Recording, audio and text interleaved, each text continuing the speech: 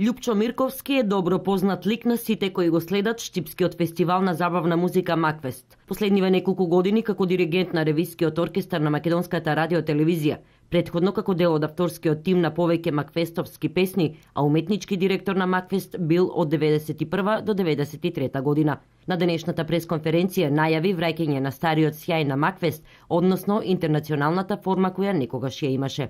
Не би било тоа некоја интернационална вечер па тие да се такмичат со нив, туку да се учествуваат на конкурс со другите композитори, другите пејачи, да си се такмичат, да си се надпреваруваат со другите пејачи.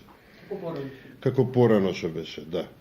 Тоа ќе биде резултати на учеството на Мирковски во тимот која представуваше Македонија на Евровизија, каде веќе разговарал со неколку композитори и пејачи од повеќе европски држави. Во разговор со нив, онака неврзан, уште не ни знаев дали ќе бидем избран на ова место. Има многу големо расположение да учествуваат луѓе, на пример, зборував со тие од Ирска, од Малта, од Англија, од Ерменија, од Азербејџан, така да многу се расположени. Јас им кажав како изгледа фестивалот, им кажав што значи фестивалот што значи Макфест за Македонија.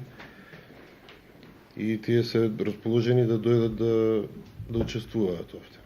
Конкурсот за пријавување песни за Макфест 2016 е во тек, а фестивалот наредната година ќе се одржи во истиот период како годинава. Датумот и одредени технички особености за најновото издание на Макфест се уште не се конкретизирани.